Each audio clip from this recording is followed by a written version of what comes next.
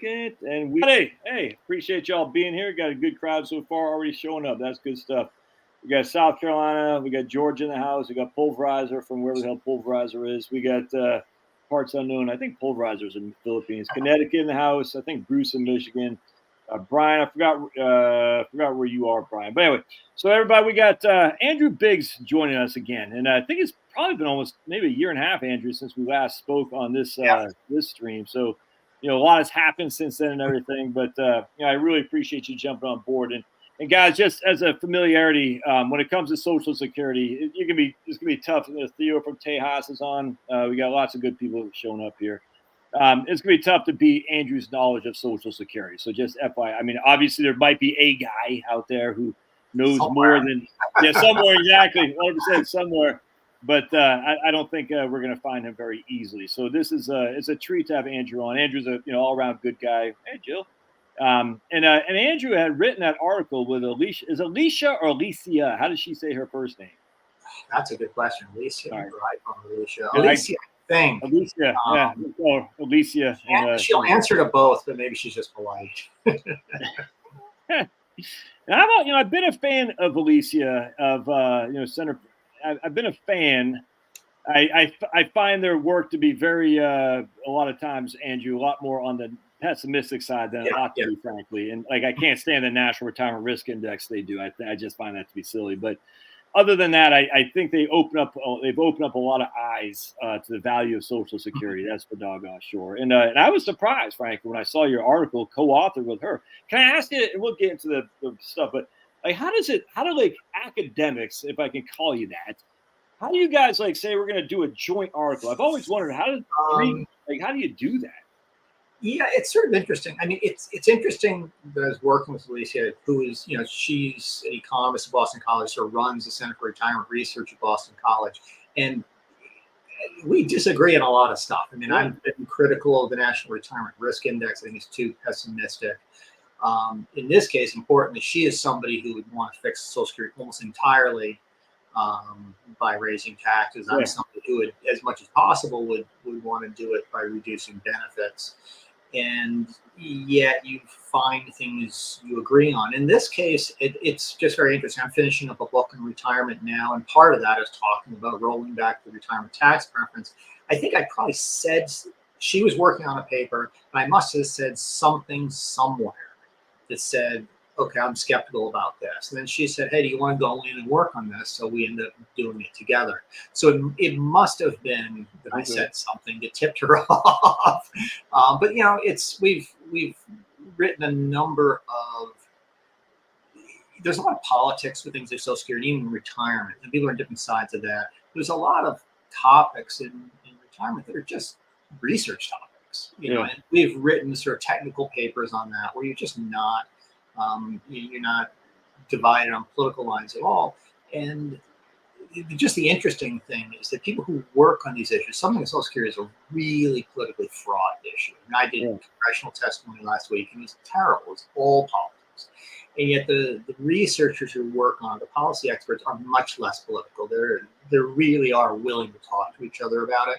So it's, in thinking about this stuff, it's find the people who are really into the issue for the issue, and just fighting for one side or the other. So it's been a great relationship with her, and it's it's certainly it's brought awareness to issues. People are talking about an issue now they didn't talk about before. Right. That alone is helpful.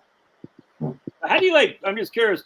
How do you who you write half, she writes half, and you show her half, she shows. And then I mean, how does it just mechanically? I don't even know how you do it. In this case, what it started, she had a draft, and I went back and I rewrote it. Okay. And so I just say, okay, these things, and partly it's just saying, okay, here's different ways of framing things, but it's also adding material. Usually, when you do these things, somebody will take this first shot at it, then you pass it back and forth. And it's just this iterative process. Sometimes people will say, let's just divide it up. You do this, you do this. But in this case, it was just somebody's got to take the first shot at it. She did. Okay. And she's like, well, do you find this draft interesting? I was like, this is great. Let's add other stuff to it. And so it just goes back and forth. But it's different processes can work different ways. But in this case, it worked really well. When like I know you've taken some criticism on that paper. I imagine she also too that she partnered with Andrew Biggs of AEI and stuff. Has she taken some criticism? She's destroyed her reputation. It's funny. We've done several papers together that have been sponsored by the Social Security Administration because they have a research arm that sponsors outside research. And I'm told that people at the SSA sort of find it entertaining in a way when we write together because they know we bump heads on other stuff. Yeah, so I'm sure she's taken some grief on it, maybe less than I have, because if you're somebody who's seen as conservative, you say, okay, any taxes going to Social Security is a problem. That's not an issue for her. Yeah. But it's again within policy circles, in political circles for Democrats, I'm kind of radioactive, like he's a bad guy or whatever. Right. Within policy circles, it's just not like that. People don't. They what they say is he's a good researcher, is he not a good researcher? They don't question so much where somebody comes out on it. So it's just it's a much more normal existence.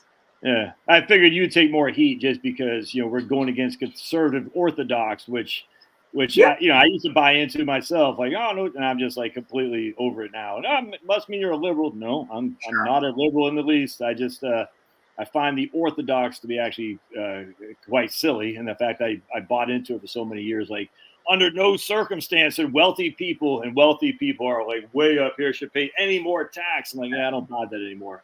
One thing I like about your videos is that compared to other sort of retirement planner types, you pay a lot more attention to research. I'll be watching this, you'll pull up some research paper. I'm like, that's a good paper. And often in retirement planning, there's a big disconnect between practitioners and researchers. And partly what I try to do in the policy end is I call myself like a Greek English translator. I can read all these research papers with all the Greek letters and math and say, this is what it means in English. And I think that you're doing something similar on the retirement planning side of saying, well, look, there's research out there. Let's let it inform us about what we do. 100%, man. And that doesn't mean I don't have a bias, but like for instance, I got this book right here, Pensions, Labor, and Individual Choice, which I haven't read yet. But guess who's in here? Kotlikoff, Larry Kotlikoff in 1983. So this is an old book. He's been around a long time. I like him. He's a sharp guy. And he's a gadfly, if that's the right word. Yeah. He doesn't mind tweaking people. Oh, not at all. And he hates Trump, and it's just funny. But he had written he's in here a couple other. It's just like that's how old the Kotlikoff is. But we can learn if we just open our freaking eyes and read what that has transpired before. All the same stuff comes again and again. Oh, we're never going to be able to retire. Social Security is going bankrupt. Here's a guy, Sequim, Washington, where Sequim it never rains. I don't know if you heard that. Apparently, there's a place in Washington State, Andrew, that it just has this. The clouds never settle. It settles all of the towns around it, but there's one place, Sequim, Washington, it never rains. Yeah, I buy that. Okay, does it? That's why they get the real estate so high, because people buy into that.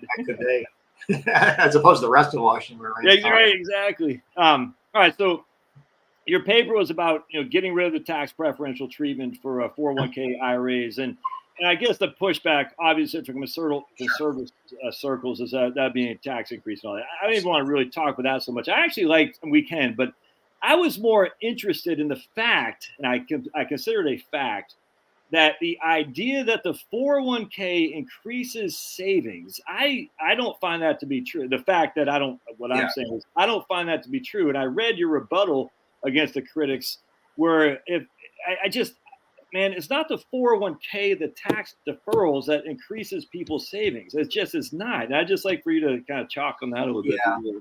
If I could start with just the Social Security part first, I think that opens people's minds. Yeah, no, by the way. If they see it, if I'm proposing something, look, it is in fact a tax increase. People say, well, how could you do that?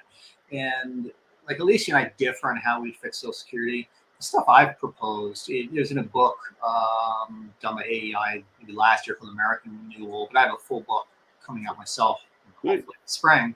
But it proposes gradually shifting Social Security, transitioning it to be something very similar to the Australian retirement system, which is really this means-tested minimum benefit for people.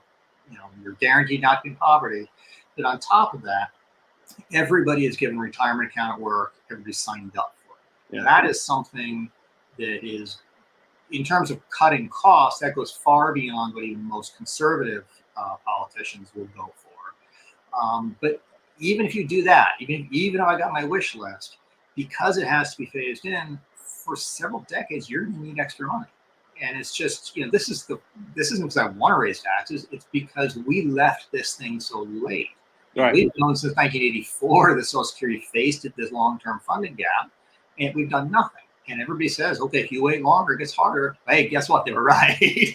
And so it's just I prefer to do this more on the benefit side than the tax side. Benefit reductions take a long time to phase. And so in the meantime, you need more revenues. So my take on this is if you're going to get revenues from somewhere, what is the best place to get them from? Yeah. And so it's a different kind of question than some people say, I never want to raise taxes. I'm like, okay, then figure out how you're going to fix it without doing it.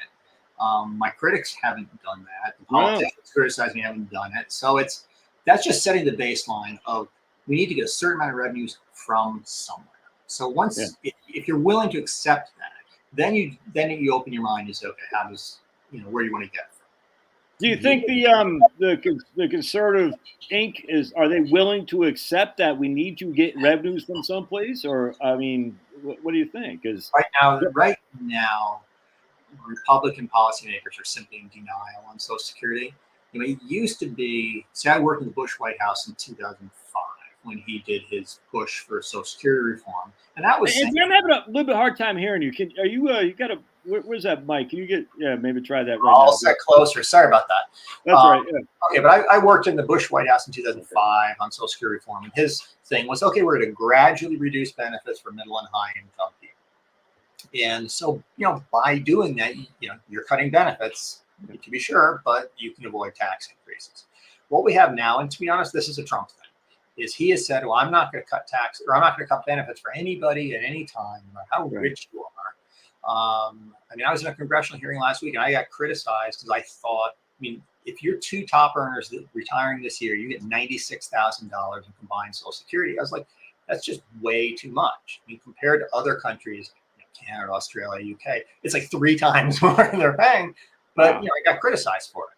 Where Republicans have a problem right now is they're just in denial, in the sense like, okay, if you don't want to raise taxes, or if you don't want to cut benefits, you got to raise taxes. You got to figure out where the money's going to come from. And Social Security's got this $22 trillion funding gap. You got to find $22 trillion, and they're just in denial. That's the stage of things. Behind closed doors, some of them will say, "Yeah, we got to raise taxes," but they're in kind of la la land at this point. So it just makes if you're working with different baselines, if one guy believes in magic and the other guy doesn't believe in magic, well, it makes your solution seem not so good. But so you're just trying to figure out if we need money, even over, to tie you over until other changes can happen, where do we get it from? And so that's where you start thinking. Raising the payroll tax rate, that's 12% now, and that hits everybody. If you raise that to 15%, okay, that hurts your incentives to work. If you eliminate the cap on Social Security taxes, right now they go up to $168,000. Some people say just eliminate that cap. That's your like Elizabeth Warren kind of thing. That's a 12 percentage point increase in your top marginal tax rate. You don't have to be a right winger or a supply sider saying, look, that's a real problem. So if there's some other way of getting it, 100%, man, without causing that kind of economic harm, then you want to look at it. And the retirement tax preference is one of those things. Yeah, if they raise, it drives me up to all people. Just get rid of the cap. I'm like, I'm self-employed, right? So I got to pay 12.4. If I had to pay 12.4% on top on the next dollar above 168, and that's a significant increase. And I don't employ people, but what if I did? You know what I'm saying? We got lots of friends. That takes the U.S. from being kind of a relatively low tax place compared to other countries being a relatively high tax place. Plus, you still have to fix Medicare. Some of my argument with people, progressive people on the left, is even if you had the chance to fix Social Security this way entirely by taxes on the rich, you probably don't want to do it because you can only tax those people once, which means if you want to do Medicare for all, if you want to do climate change stuff, if you want to do infrastructure, whatever is on their laundry list, there isn't going to be the money. Right. Absolutely. And so it's just thinking about if you got to use tax increases, where do you want to use them? What do you want to use them for? How do you want to apply them? And I just think the evidence, and I'm happy to talk through how the retirement tax preference works, But I think and sort of how that works with how economists think about stuff.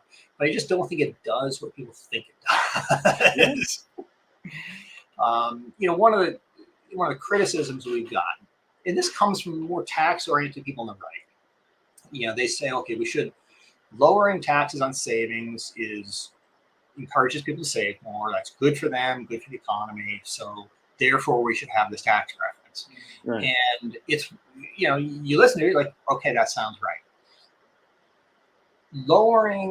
Let's say you decide to lower the capital gains tax rate. Most economists would tell you that's going to lead to higher saving because your marginal return on saving is higher, so people are going to do more of it. That means more capital for the economy, more economic. Great. And they think that's what the retirement tax preference does, but it's not what it does. What it does is if you work the math, the tax break on retirement savings, or say 401ks or IRAs, what it effectively does is it eliminates the capital gains tax on your savings. You're still paying like the income taxes, but you would have paid a capital gains tax, so you're not. So people say, well, that's great. That's able to save more. The problem is it does it on one category of savings, but leaves the capital gains tax in place for everything else. And the sorts of people who get the retirement tax preference, overwhelmingly very high income people, households making 150 grand or more, those people on average have a lot of money invested outside of their retirement plans. So everybody wants to get the tax break, it's a lot of money, but they don't have to save more in order to get it. What they can do is they can shift money from taxable accounts to tax-preferred retirement savings. They get the tax break on it, but they're not saving more. And so this is something where it's, if you had anybody with a financial planner financial planners can say, look, maximize your retirement plans because you get the tax break. So, and these are financially astute people. And so if you just work the theory on it, it doesn't say we're going to save. And I could give you permutations where actually, the economic theory says we'd save less. But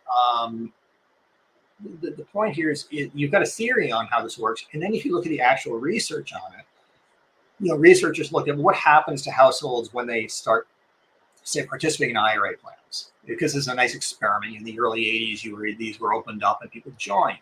Right. And they could track the household's spending. They could also track households' assets. And what they find is that households, as they joined IRA plans, didn't spend less. So the consumption didn't go down, and that also means their saving didn't go up. What happened was the contributions to the IRA plan consisted of mostly either transfers from other taxable accounts, or they were funded out of essentially the tax break they got on the IRA. So net savings didn't change.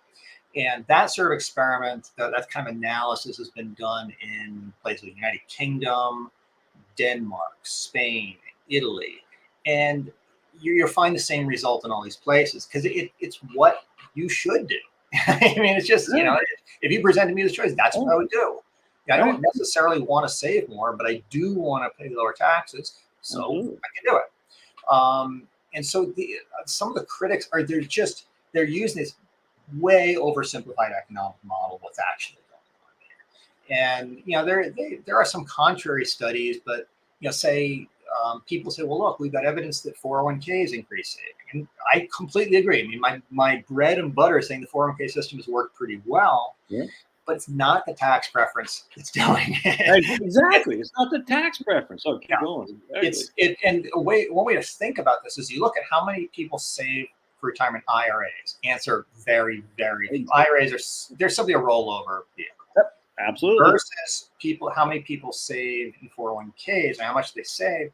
For the typical person, an IRA and a 401k have the same tax treatment because most people are not paying that much in. So if so many more people are saving in 401ks, the tax preference isn't the one thing doing. It's the fact you've got it at work, so it's easy. You don't have to go pick some, Fidelity or Vanguard or whatever. They make the paperwork easy. They can set up an automatic default contribution rate. You don't have to decide how to invest it because all defaults on that. And so that drives up participation. But then if you look at the sort of the behavioral economic side, we have all these people who are offered a 401k at work, they're offered a tax preference for it, and still they don't sign up. Yeah. Now, so clear, if they're not responding to tax preference, then the tax preference isn't doing what it's supposed to do. If you simply automatically enroll them, huge numbers of people will just keep doing it. So those people are by definition not paying attention to tax preference. That's exactly it. If the goal is to get more people to invest in their future, if that's the number one goal, the tax preference isn't. I would say it's not at all. I'd say the match. The match is if you automatic enrollment in the match. If you look at how much people contribute, because the tax preference should hit you both on do you participate and how much do you pay in. 100%, absolutely. Yeah, the majority of people, if you automatically enroll them, they either pay whatever the default contribution rate is, usually 3%, or they pay whatever maximizes the match. Often that's 6%. That's not what the tax preference theory would tell you. If they would say, if the tax preference is playing a big role, you would be optimizing. You tend to max out or whatever. Very few people max out. If that was that study that Vanguard did, Andrew, and how many people actually contributed max when at the catch-ups, like 16% or something like that, and they're all rich people. Is that if you look at who maxes out, it's like 1 in 6 basically. So you just look at this and you're saying, okay, the tax preference isn't doing very much. It's all these institutions are doing it. And Alicia and I, when we didn't just say roll back the tax preference, do nothing else, we said, look, we've got examples. The UK is a great example where they have this system. If you're not offered a retirement plan at work, they have these supplementary accounts, and you just get automatically enrolled. Their participation rate for private sector retirement plans in the course of 10 years went from a little over 40% to something like 84%. Whoa. Wow. And the tax preference didn't change. And so you offer the account, you sign them up for the account, and most people are going to stay in it. And if the tax preference were like chump change, a little bit of money, who cares? Right. But if you've got enough money sitting there so that it's, really almost enough to fix Social Security on its own, to be honest, but it's certainly enough to buy you time for other changes to come in, you're just leaving money on the table, because it is neither doing a lot to encourage total retirement savings, nor is it really helping people. Let's say the retirement tax preference didn't really raise savings, but it all went to low-income people who might be in poverty. I got one sitting outside my office door. But if it flowed to low-income people, you might say, look, it's not doing what we want it to do by inducing more savings, but it's still helping low-income people. But really, it's going overwhelmingly to high-income people. Exactly. They're the ones who have the money to invest. And think about it. If what it's doing is effectively exempting you from the capital gains tax, I think this year a couple earning with incomes below like 94,000 or something doesn't even pay the capital gains tax. So it's that's on taxable income. That's not even on gross. I mean, you're offering incentive. The way we put it in one piece is like you're sort of bribing people to do something they would do anyway, which is rich people. They're going to save regardless, and you're giving it to people who just don't need it. And when I say they don't need it, I'm not doing a class warfare kind of thing. Right. I'm just saying if you're trying to improve retirement security, an ineffective incentive given to people who are literally the richest retirees on earth. I mean, it's the median U.S. retiree has the highest disposable income in the world. If you go to like OECD data, our rich retirees are better off than that. I mean, they're crazy rich. And if to maintain all these preferences, I've got to raise taxes some crazy way, and people, it just doesn't make sense to me. So I see this as, I've been attacked by people on the right on this. I see this as a good thing for people on the right because it's an alternative to raising your top marginal rate by 12 percentage points, which really is an economic problem. So I see that's good news, but it's also politically astute too, is that most people, the vast majority of people, regardless of if I was in the Senate, I would have not, signed on to FDR's crap. You know what I'm saying? I mean, the NRA, the triple, all that stuff. But I wasn't, and it is here. So us right wingers and libertarians can say, "Oh, all right, I get all that." But we're dealing in reality.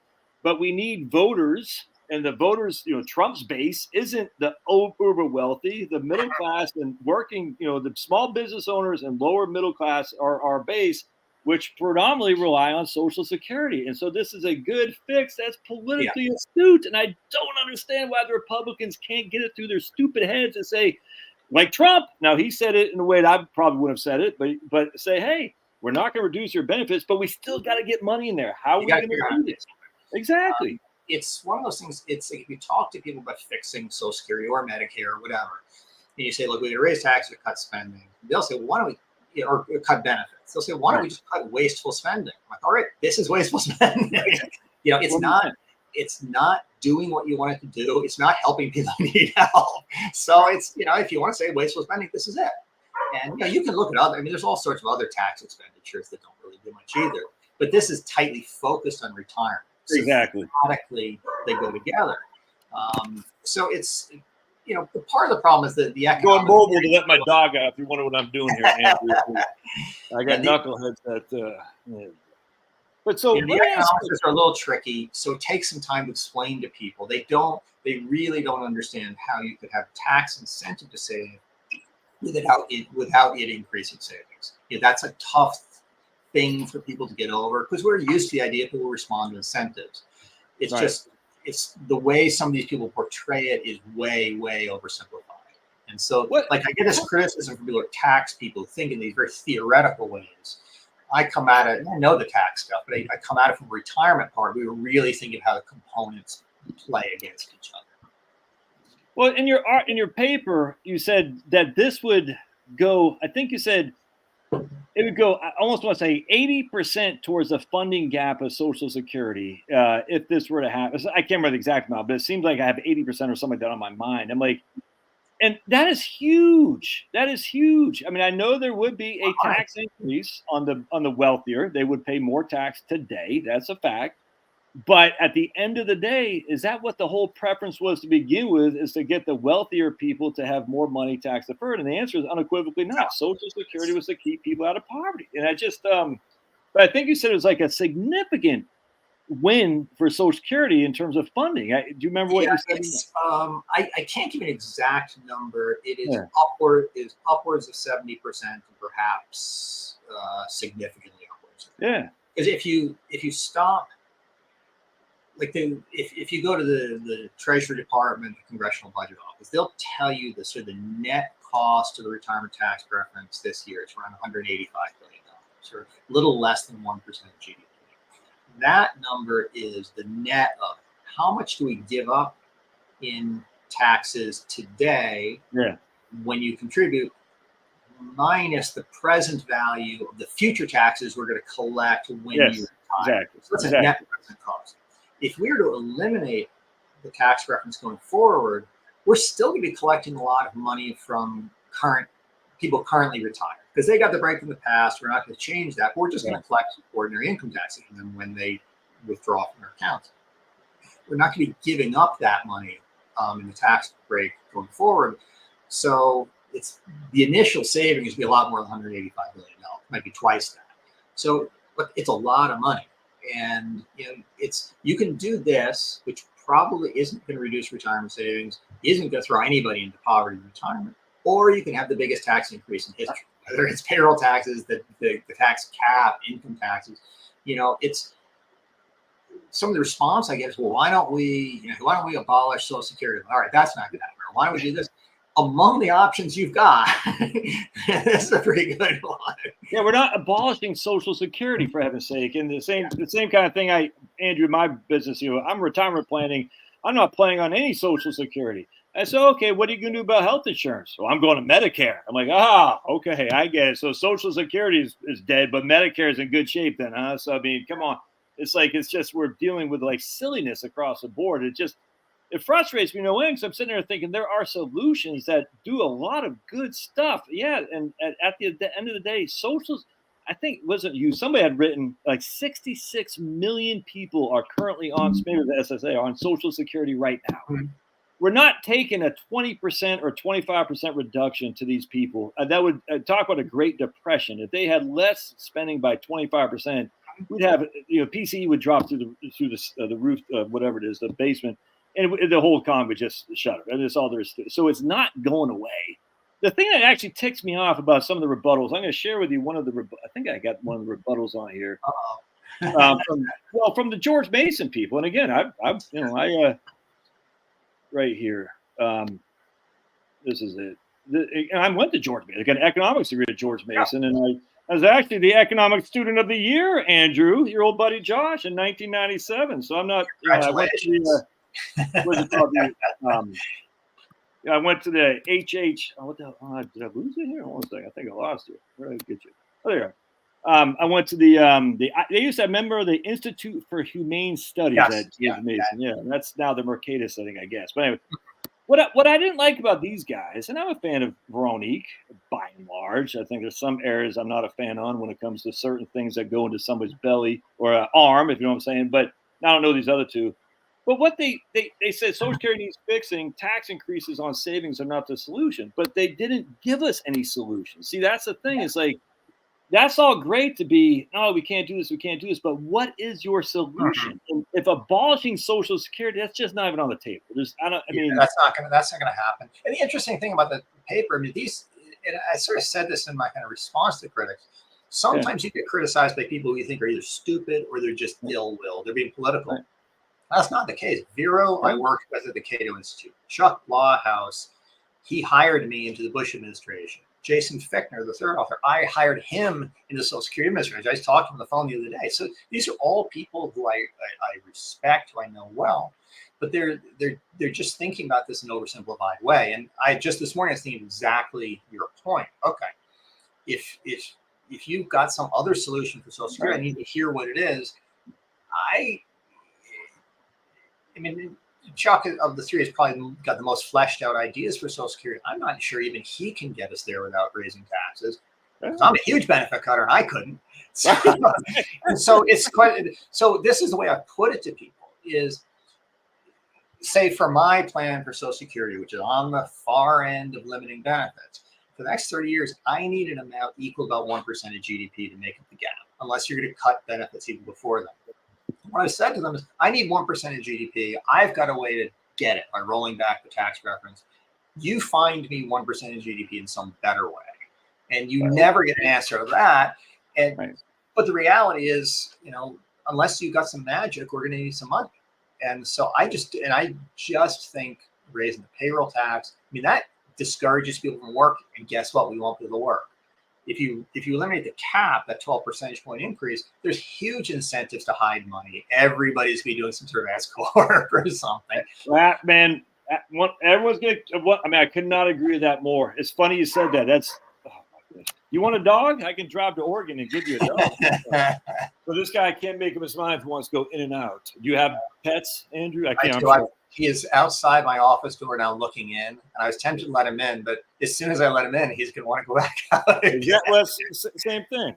Oh, there he is. But the interesting thing is if I didn't even think about that. Like if you raise a payroll tax or you get rid of the cap, which none of the right wingers are going to want to do because they're against any kind of raising of tax. All that's going to do is more incentivize business owners to take dividends as opposed to salary. I didn't think about that. That's going to what's that's going to reduce. It's going to be like the reverse Laffer curve. Then people are going to say, "Oh, I'm going to hide even more income from payroll tax." I mean, it provides a huge incentive to try to find some way out of this. And if you want to, we've had stuff in the past where I think it was John Edwards, and I think Gingrich did this, and I think Joe Biden did it as well, where just to avoid the Medicare tax, they set up S-corps. Yeah. And that's, at the time, that was like a 3% tax. Okay, add 12 percentage points to that and see what people do. Of course they're going to hide them. And it's just, if you look at these, there was a scandal 3 or 4 years ago where all these super rich people were taking money like the Cayman Islands or something like that. And when this all came out, they found out where most of this money was coming from, not the United States, which was relatively low taxes on the rich. It was all like Scandinavian stuff. Right. People were working overtime to find a way to hide their money. And that's just not good for anyone. So you want to, I mean, there's a saying of this, taxation is just trying to get as many feathers out of the chicken with a little squawking as possible. Yeah, 100%. And this is, you're never going to have no squawking. But really, the evidence and the theory tell you if you roll back the retirement tax preference, you're not hurting people's incentive to work. You're actually making it higher. 100%. And you're not throwing people into poverty in old age. Now, given the terrible choices we face on this, that's a pretty good one. So it's the I actually like one of your options was, I think you said like $10,000. I can't remember what it was. We'll give a tax preference on the first 10 or something like that, and then after that it's no tax. I actually thought that was pretty cool because that says, hey, even lower earners can get a tax preference. And I actually think most lower earners should not take any tax preference. I think they should do all Roth IRAs anyway. But that was a pretty good idea too. That way it gives you. I was thinking. I mean, this is sort of an evolving thing. As people raise objections, you start working through it. One of the better objections to our argument is that, okay, they'll say the tax preference doesn't really encourage people to save. They say it's really attractive to rich people. Yeah. And in response, employers start retirement plans so their rich employees can access it. Yeah. But by extension, that makes 401ks available not just to the rich, but to middle and low income people because you have these sort of non-discrimination rules from the rest of them. And so the argument is you're not really increasing retirement savings, you're increasing access to retirement plans. And we did some statistical tests on that. I'm not sure at all on that. And they're, again, think of this UK example where they just throw offer plans. There's a way around it. The issue, though, of capping the contribution is if you think coverage by retirement plans, employers are offering retirement plans because of this great tax break for the rich, taking it away from the rich is going to hurt that incentive. So it's one of those things where you're sort of in a box. No, I see what you're saying. Yeah, there'll be less incentive to have a 401k to begin with. Yeah, and that's the logic. I'm not saying necessarily either. I'm just saying if that's your argument, then that's your argument. So like at the end of the day, I just think we just need to find a way to offer everybody a retirement plan. There is actually legislation in Congress now. It's bipartisan. We're just going to offer this stuff. We're going to, if your employer doesn't offer it, we'll give you something similar to the thrift savings plan that federal workers have. Oh, interesting. This isn't rocket science. The U.S. is a weird country in the sense. I lived in I lived in Ireland and the UK for a long time, and which is similar to us, but a little bit different. Our solutions to a lot of these things, we don't want government to do things like you do in Europe. Government just says you got to do this, but we want all the things you get it in, say, Europe or whatever. So we use tax incentives. I mean, think of the tax preference for employer-sponsored healthcare. That's so your employer offers your healthcare. It's even more expensive than the retirement tax preference. It encourages waste in healthcare. It encourages overconsumption, drives up prices, and we all do this because we don't want to do a national healthcare plan. And I'm fine if people are opposed to that, but you just got to understand the costs of getting places. Or you think of college stuff. College is too expensive. Let's give people more money for college. Well, that's not going to stop being more expensive. It's U.S. government is none of it is about fixing problems. It's all about financing problems. And, same with housing. Hey, let's make housing mortgages deductible. Oh my goodness! Now let's have a lower a 5% down payment. Oh, guess what happens now? Make it easier for underwriting mortgages, and now all of a sudden housing prices go through the roof. I wonder why. So we do a ton of stuff through financing that really should be done through policy. And people can have disagreements about policy. I'm not saying you should do one thing or the other. I'm just saying these ways of getting places through these tax incentives is incredibly expensive. I mean, if you got rid of the retirement tax incentive and the tax break for employer-sponsored healthcare, your Social Security and Medicare problems are basically gone. That is enough money to fix those programs, which means it's enough money that you don't face a long-term budget deficit. And you don't have reductions, and you don't have to have. What you said is something else in an article too about. I had never thought about this either, Andrew. This is why everyone needs to read Andrew over at the American Enterprise Institute. You said I never thought about this, but the employer contributions to the 401k is not subject to FICA tax or payroll tax. You know what I'm saying? So it's like where our money is, so we make $100,000, we pay $70,650 in OASDI and the FICA tax, all that stuff. But then we still got to pay tax. But then we put $10,000 into a 401k. We're only paying income tax on the $90,000, but we're paying FICA on the $100,000. Employer, on the other hand, that $10,000 they contribute is not subject to FICA tax. I thought that was very, very interesting. It's so what goes on there is, if you think back to the 1983 Social Security reforms, those are the reforms that said, okay, half your Social Security benefits will be subject to income tax. Yeah. You're above a certain limit. And the real reason they just needed the money, but the rationale for it was that the half your employer puts in is never taxed. Right. It's never treated as income. So we don't tax it on the way in, so let's tax it on the way out. Now, later they say, okay, up to 90% of them, the benefits are taxed, or you give the money to Medicare. And that was just a more overt, we just need the money thing. That's right. Exactly. Right. There's not always a rationale. They just need the money. Well, that same thing is going to happen again. See, this was, again, frustrating to me, is we know this is coming, or the buzzsaw is coming closer to us every single day. And the Republicans have, John Larson's, I don't know if you've seen his 2100 Act. What's your thoughts on that, by the way? Anything jump out? It doesn't fix Social Security 100% with taxes. It fixes it by more than 100% because it gives across the board benefit increases. Yeah. And I guess 2 points on something like that is it's very popular among progressive Democrats. Yeah. But it is giving more money to the richest retirees on earth. I'm fine giving more money to low-income retirees. I think we need to do more on poverty and old age. I've proposed that. But again, the median U.S. retiree has the highest disposable income on earth. Our rich retirees are even richer. Why are we doing this? But here's the political rub on this is, Larson's been proposing this plan for 10 years. In the beginning of the Biden administration, they had control over the House, the Senate, and the White House. And Larson's like, okay, now's our time. We're going to pass this out of the Ways and Means Committee, pass on the floor of the House, Senate going. It never even got out of committee, even though he's a senior guy on that committee. Right. And what that tells you is that if you ask any Democratic member of Congress how to fix Social Security, they'll tell you 100% tax increases. Right. They know, though, that that's not very popular. And they also know that if you pass that, it precludes all these other things they want to do. So Republicans are in a fix because they're all delusional about, well, we don't want to cut your benefits, don't want to raise your taxes. And it's at some point you got to think, 2 + 2 = 4 or something. But the Democrats have the same problem. They're happy to propose a solution, but even they know it's unpopular and it destroys the rest of their agenda. They have the ghost of Walter Mondale still haunting them. You know what I'm saying? You remember Mondale? Like, I will raise your taxes. And Mondale went on to lose 49 seats. 49 these guys aren't.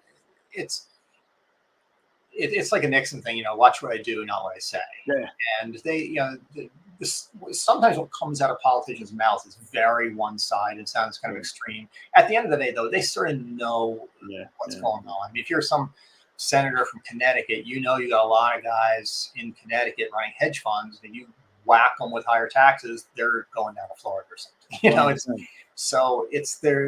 They're not completely unrealistic, but they're also not willing to come together and reach any sort of consensus. Think they'll just turn it over to a blue ribbon commission, and they'll have John Kerry and I don't know, Trent Lott, and they'll say, we'll do whatever these guys say. Think that's ultimately what will happen, or what do you think? Those things get some mockery. I was on the staff of a commission President Bush put together in 2001. And people make fun of it because they have these commissions and nobody, nothing happens. But it's like selling your house. You only got to succeed once. So if it works once, that's great. Right. But these commissions are an admission that our governmental system, our political system, isn't capable of running the biggest programs that we run. I mean, it's the analogy is like if McDonald's said, "Oh, we don't have to make hamburgers." Right. Medicare and Social Security are like, these are the major programs. I mean, Social Security is the largest one. I think Medicare is the second largest. And Congress is saying we can't fix this stuff. Yeah. And I understand sort of why they're right. They can't fix it. But it's really sort of a sad commentary that we have to outsource policymaking in our largest government programs. Nevertheless, if you want to get them fixed, that may be how you have to do it. Is there any like, so you did a congressional test. Did you go to DC and do a House, Senate office building? Senate, I was nominated by President Biden for what's called the Social Security Advisory Board. You have to be confirmed by the Senate. And it was the advisory board is it's sort of a technical advisory panel. We don't do anything political. But still, I probably will not get confirmed. They didn't vote. I probably won't get confirmed because it came down to Elizabeth Warren saying, "Do you want to raise the payroll tax?" And I'm like, "No, I don't." And she's got a litmus test that Franklin Roosevelt couldn't have passed. So it's if they don't want to do it, that's fine. I got plenty of other stuff to do in my life. But it just shows how even these things which are designed, like there's a requirement for the Social Security Advisory Board, you have people from different parties who get different points of views, and yet people in Congress cannot countenance that these days. It's just how toxic and dysfunctional our political atmosphere has gotten. From a political perspective, and obviously AEI is knee deep in I get all that, but other than from the right, has you got any positive stuff on your proposal that was surprising to you? I mean, I have not been criticized from the left on it, I'll say that. Right. I think this confuses some of these people. I mean, going into this hearing in DC last week, the senators was literally reading off hit pieces from left-wing activist groups. He's a terrible person, blah, blah, blah. And I put forward something that is essentially, from their point of view, a tax increase in the rich. Right. I just think they don't know how to deal with it because they're not, a lot of these guys don't know how to deal with the subtlety of he's doing something because he thinks it's good policy versus he's doing something for political reasons. Activists don't do stuff for policy reasons. They have their point of view and they just always push it. Policy people, they have their preferences and their biases. I lean right. It's just kind of how I am. But their minds can be changed. And so that's the difference between an activist and a researcher. A researcher's mind can be changed, and activists really can't. Now, activists, they live through that. I mean, that's why we'll never get rid of racism. That's what they do. More power to them. They're doing a job, and that's fine. But if the activists, like when I started, the first time I testified on the Hill on Social Security was, 20 years, a little over that ago. And at that time, you'd have somebody like me, and you'd have somebody on the left who is equally smart or smarter than me, real solid policy people. And they disagree and they have fights or whatever, but it's based on numbers and facts. Right, absolutely. If you testify now, last several times I've done it, it'll be me. Look, I'm a policy person, but then like 7 activists. People who don't even claim to be policy experts. They're just like, well, we're pushing for this, we're pushing for this. And I'm not saying activists shouldn't be listened to. You don't build your policy on what some activist tells you because they literally don't know very much. It's like the stupid, the green energy transition. I mean, these activists don't know their freaking head from the hole in the ground. They just don't. They have no idea. Find an expert. And there's plenty of experts, say on climate, who think we need to do more on climate change. They're not thin on the ground. You have to seek them out. Don't seek out activists because they make things worse. What I'm saying, and frankly, a lot of activists are just dumb. I mean, I hate to say it. And I'm saying it, not Andrew, but when I hear these people, we just need more solar panels. That's just stupid. All right. So with Social Security, I was going to ask you about any thoughts on just in your you got your ear to the ground, getting rid of WEP or GPO. Any thoughts on that by chance, Andrew? Do you have any thoughts on? Okay, there have been some proposals on that. It's the first time the WEP and GPO are as a windfall elimination provision, the government pension offset, and they apply to people who get benefits from state and local government pension systems where the employees of those systems don't participate in Social Security. And so it is those things. And so if you're getting benefits from those systems, your Social Security benefits can be reduced. And people, not surprisingly, they get very, very upset about it. I remember the first time I talked to someone on the phone about it, it was like 2001, and the woman ended up crying. I'm like, yeah, maybe better find a way of framing things. But here's the issue. Social Security is a progressive system. If you're the poorest quintile of the population, Social Security is replacing 80% of your pre-retirement earnings. If you're the richest, it replaces 25%, something like that. When you have, and it's based on your lifetime earnings, your benefit, you've talked about this, you got to index your earnings, run it through the formula and all that. Yeah. When you have a job or earnings that are not covered by Social Security. If you work in a state and local government pension plan, you're not participating in Social Security, the SSA and the Social Security benefit formula doesn't see those earnings. Yeah. So they think you're poorer than you actually are. I mean, let's say you had a job in a state and local government, non-covered employment for half your career, earning the national average wage. Then you had the other half of your career in a Social Security covered job, also earning the national average wage. When you go to apply for benefits, they're only going to look at your covered earnings. So but they're still going to divide them by 35. So they're going to think you didn't earn the national average wage, you earned half the national average wage. And so you're going to be a beneficiary of the progressivity of the Social Security benefit formula. They're going to think you're poorer than you actually are. The WEP and GPO are designed to get at that. And it's not a perfect system, but it's a system that has a rationale. Some people think of this just in terms of fairness. Well, I paid into Social Security and I got my pension. Why are you taking it away from me? It's a little more complicated than that. It's like, let's say if you somehow manage to hide your income all your life and then you apply for Medicaid in retirement. And people say you're not really poor. We're just not seeing it. Now, the WEP GPO stuff is not fraudulent, but that's in effect what's going on. You're getting an extra boost to your Social Security benefits because they don't realize how rich you actually are. So there's been talk, Congressman McCarthy, who was chairman of the Ways and Means, he's Texas, he had a bunch of plans to get a lot of non-covered employees there. My concern on stuff like that is you do it in a rational way. You don't just do it as a giveaway to public employees in your state because they don't understand what's going on. They don't understand why this is happening. And look, everybody wants more money, but Social Security is not in a position to just giving away money to people. And to be frank, public employees with those pensions are about the best prepared people in America for retirement. Those are very, very generous plans. So, should giving them more money based on kind of an error in the Social Security benefit formula, should that be our priority? I don't think so. You need to rationalize and explain. Well, there are some teachers like in Texas and that their pensions suck, man. It's bad. And it's frustrating. The problem with the GPO in particular, the WEP isn't that big. It's a big deal, but not the GPO is like, like my wife, she only worked part-time, you know what I'm saying? And she's going to get my full survivor benefit, but the GPO, that hurts a lot of women teachers. And again, just from a political perspective, but I 100% I agree. It can't just be a giveaway. It's got to be couched in a bunch of other things that go with fixing the program, Again, anytime we're requesting more income from Social Security, well, we got to recognize we already have deficits somewhere. It's got to come from someplace too. So with just in terms of any thoughts, like I know we talked about maybe decrease.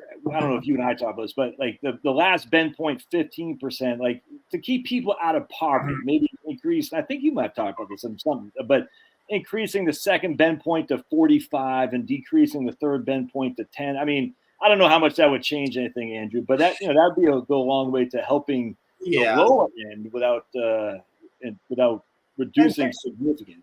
It's the problem. That sort of bend point formula is not great for getting poverty in retirement. And part of the problem is it's just people who are poor in retirement were generally very poor. Yeah. Poverty in retirement is not caused by people not saving enough for retirement. The poverty rate, as people shift from work to retirement, the poverty rate falls. It doesn't increase. If people are not saving enough for retirement, it'd be the opposite. This gets why there's no retirement crisis. It doesn't fit the pattern of numbers you see in the ground. But that formula is, to be honest, not great for getting at really low income people. Those people are mostly not relying heavily on Social Security, they're relying on SSI. Supplemental security income is this means tested benefit.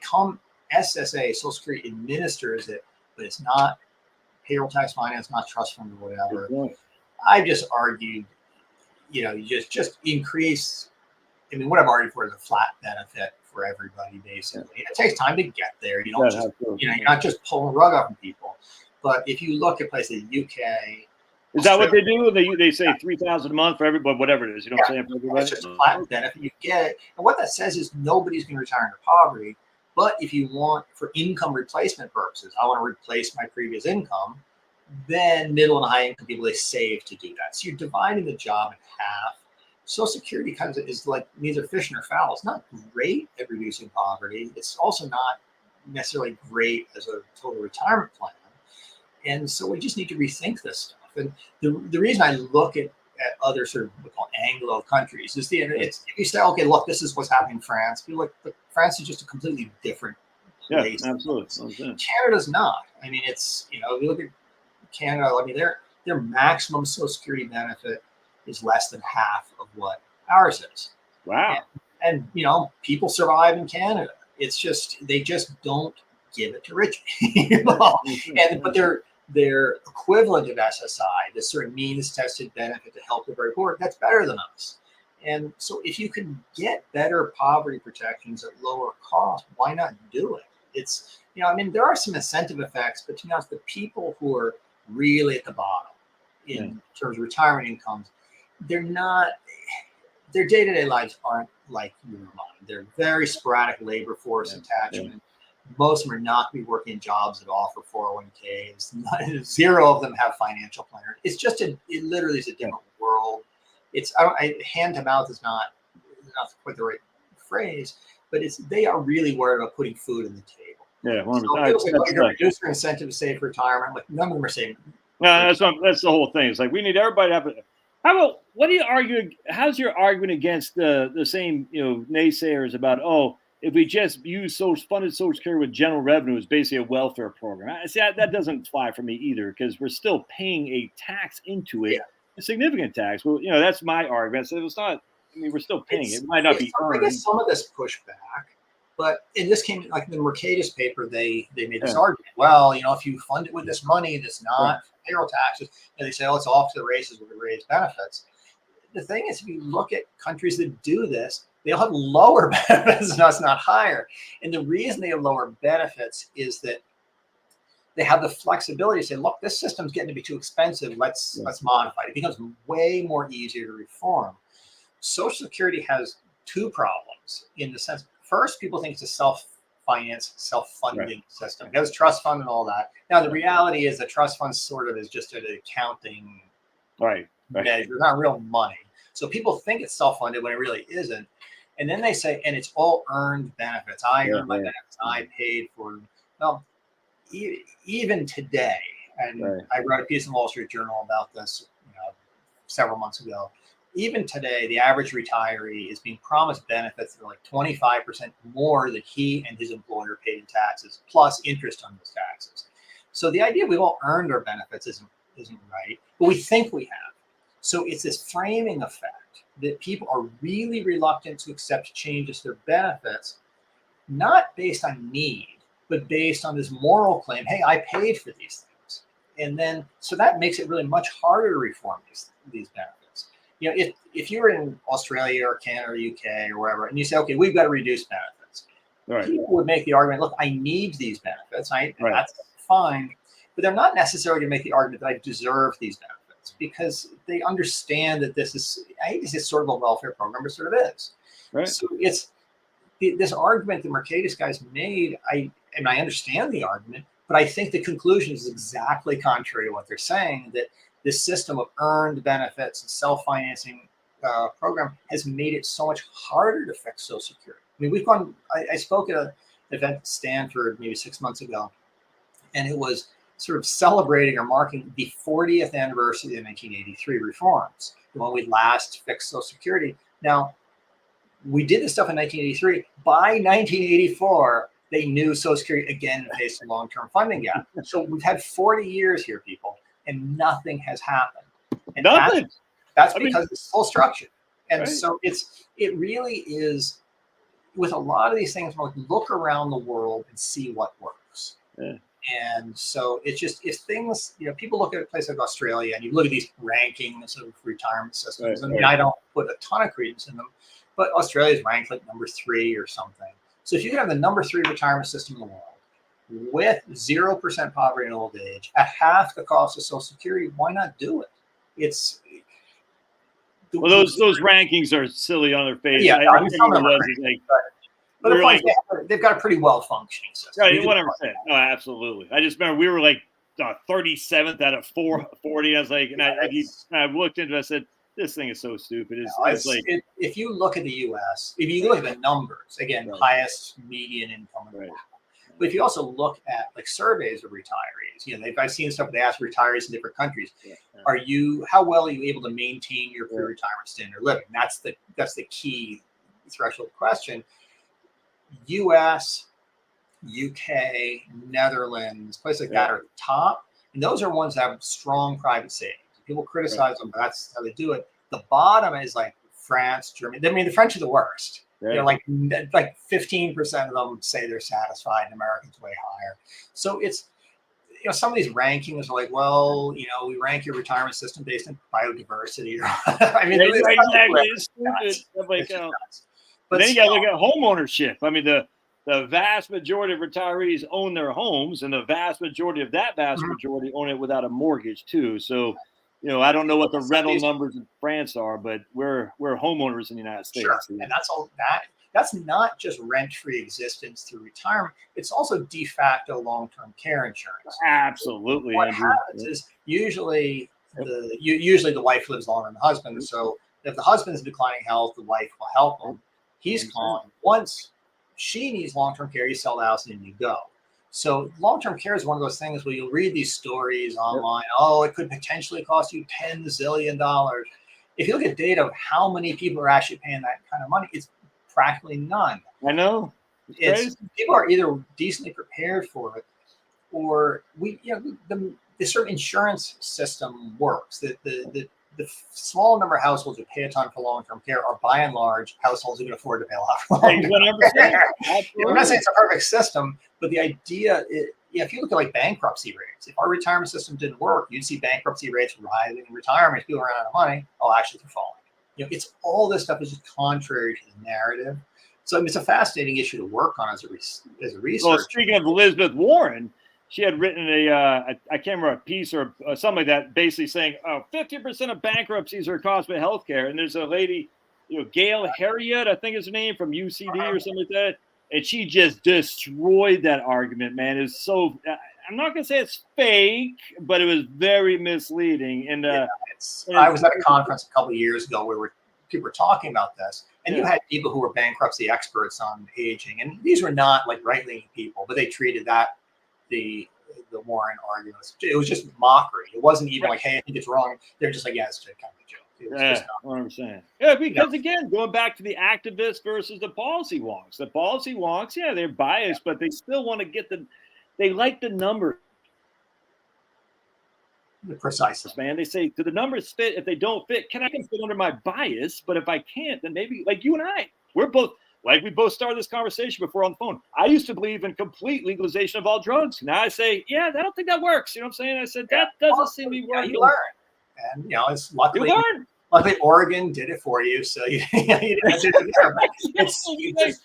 You sometimes you don't know. And so if you do a test, you find out. And like Oregon is considering that now because it really has been quite bad. I mean, I live out in the country and even here it's bad. But it's, you got to be open to data on stuff. And absolutely. So it's just, my inclinations are sort of right-leaning. I think some of that is just people are just born certain ways. Some people are born left-leaning, some people are born right-leaning. It's just a personality trait. But if you're going to be involved in the policy side, you really have to open your eyes to the evidence. Say certain things matter. I mean, I don't think, say, raising taxes is a good thing, but I'm also not somebody who says if you raise the tax rate by 1 percentage point, the economy is going to collapse because the evidence doesn't indicate that. So it's, it is possible to have a view that's in between, the two extremes. And not sacrifice your right-wing street cred, because I'm right-wing street cred, but apparently some people say, you're just a left-wing Biden. I'm like, this. It's like, okay. These are very confused times. We've had you here for an hour, Andrew, so I'll let you get back to your day. So I'm going to put, someone, Penny just says, where can I find this article? I just put it in the link there, Penny, for AEI. Andrew's stuff is on American Enterprise Institute, which I'll link. Are you, do you got, what, is that where people can find you by and large? Yeah, that's the best place to look for my work. If you're on Twitter, you can go, my Twitter handle is at BIGGSAG, which is like BIGG.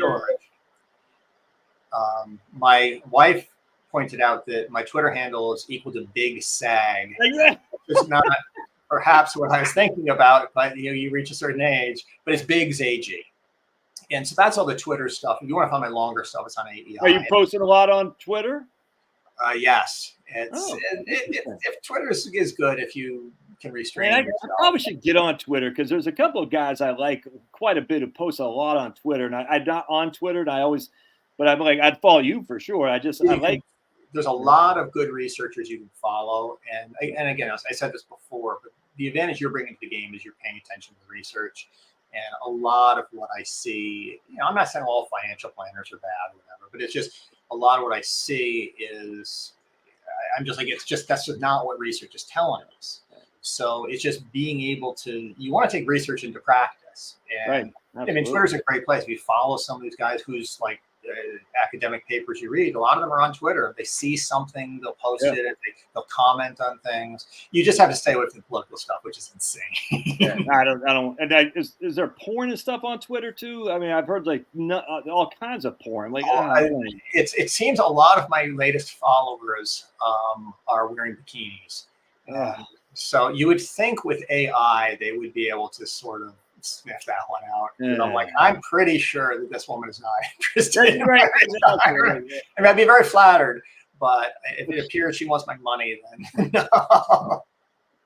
She's catfishing you. You're not a bad-looking guy, Andrew, but trust me, ain't no young hot chick from Ukraine reaching out to you and I trying to become friends by economic stuff. That's for sure. But there's a lot of good stuff, and it's an easy way of accessing what academics are doing, and then you can incorporate that into your own work. I mean, the video you did the other day on sort of why you're not going to run out of money in retirement is the Eric French paper. I forget who he's co-author. That's great stuff. I'll send you links to other stuff of why people don't run out of money in retirement.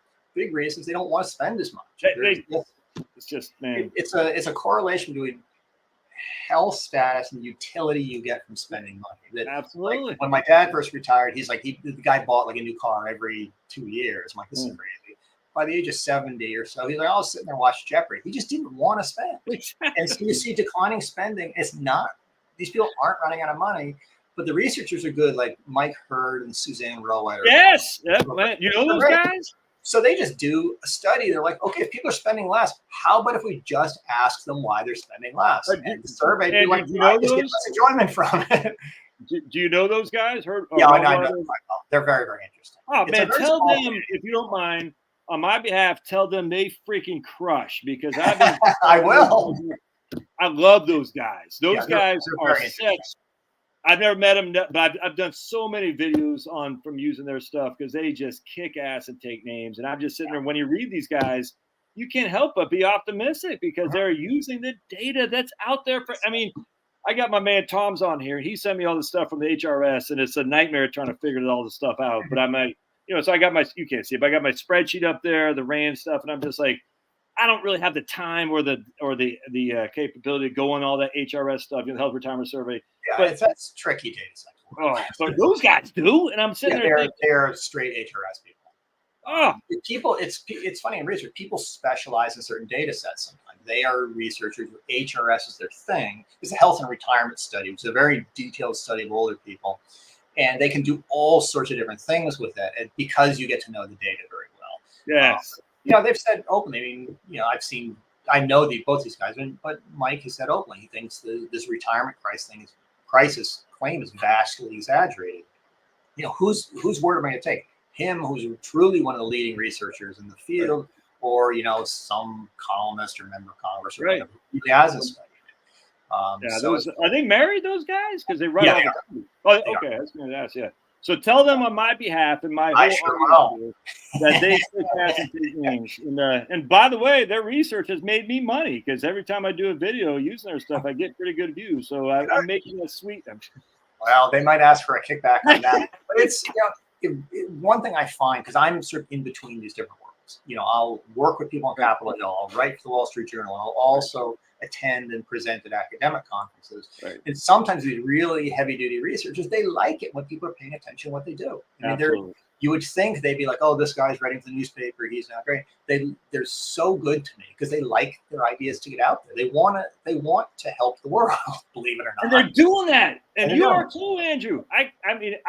I get emails I'm going to toot my horn. I don't mean to, but saying, "Oh man, Josh, you gave me." Remember how you said you tried? You're like translating Greek for capital, whatever. It is.